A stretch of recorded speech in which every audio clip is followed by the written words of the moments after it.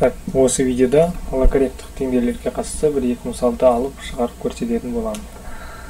Сонымен бастайық. Бірінші мысал.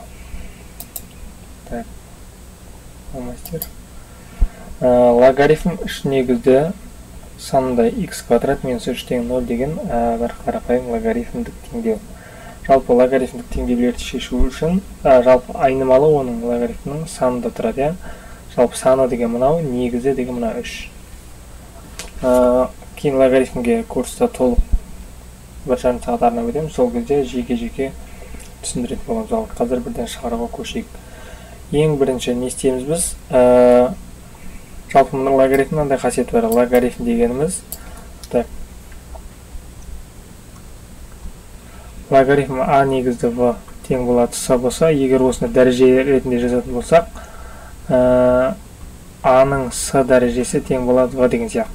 Ал 2-ның 3 дәрежесі тең 8 болса, осыны логарифм тілінде былай жазуға болады. Логарифм 2 негіз 8 тең болады 3. Біз енді мына берілген нәрсені, мына берілгенді осындай мынадай бір дәреже ретінде жазып қойсақ, бізге жай қарапайым теңдеуге айналады.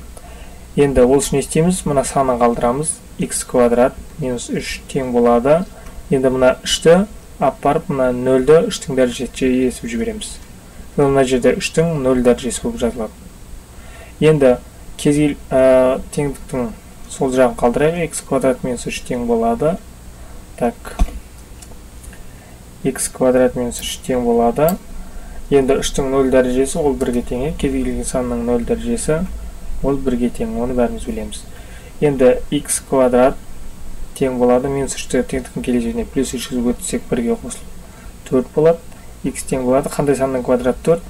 Ол әрине плюс минус 2-ның квадраты. Мына жерде берекет жазып жібердім.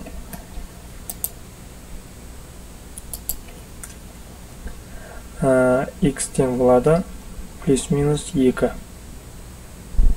Яғни минус 2-ның квадраты 4, плюс 2-ның квадраты да 4. Енді бізде тағы бір ұмытпайтын нәрсе, ол кез келген логарифм теңдеуде болсын, теңіздікте болсын, анықталу облысы деген бар.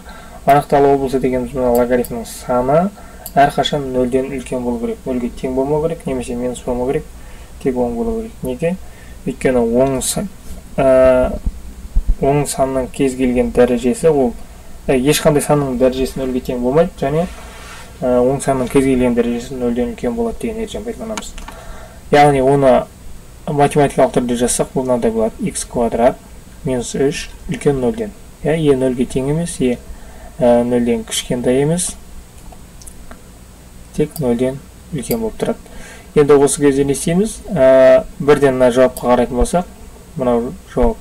Яғни x-тің орнына минус 2-ні қойсақ та квадрат алып 4 болады. 4-тен жасайтамыз 1 0-ден үлкен болады. Плюс 2-ні қойсақ та 4 болады. 3 жасайтамыз 1 болады. Яғни плюс минус 2 дегенде жауапқа кіреді. Яғни x-тің жауабы, мына есептің жауабы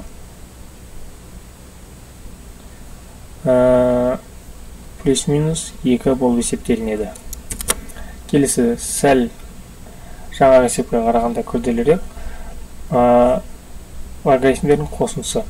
Логарифмдер қосылған кезде оларды қосу үшін міндетті түрде мына негізінде тұрған сандары бірдей болу керек. Бізде екенде де 3 тұр, яғни біз оларды қоса аламыз. Логарифмдер қосылған кезде негіздері сақталады. Жазып қойық. Логарифм 3 негізді жазамыз да, мына санында тұрған өрнектер, немесе санында тұрған сан бір-біріне көбейтіледі. Яғни екі жақшаны бір-біріне көбейту жазамыз. X минус 1 көбейту X плюс 1 тең болады 1-ге. Енді тағы бір ұмытпайтын нәрсе логарифмнің анықталу облысы. Бұл жерде логарифм екі түрлі сан берілген, яғни мынаның санында 0-ден үлкен деп аламыз, мынаның да 0-ден үлкен деп аламыз. Яғни x минус 1 үлкен 0-ден, және x плюс 1 тағы да үлкен 0-ден. Енді осы бір қарапайым теңсіздікті шеше салсақ, x үлкен үстінен минус 1 оң жаққа өтсек плюс 1 болады. Мына жерден минус 1-ді келесі өткізіп өтсек минус 1 болады. X үлкен минус 1-ден. Яғни біздің жауабымыз не болу керек? Анықталу облысы бойынша бірден де үлкен болу керек, минус бірден де үлкен болу керек. Енді бірден үлкен кез келген сан ол минус бірден үлкен болады. Сондықтан мынаны ала тұрамыз да бірден жауабы x бірден үлкен деп нақты белгілеп қоя саламыз. Енді келесі теңдеуді шешеміз.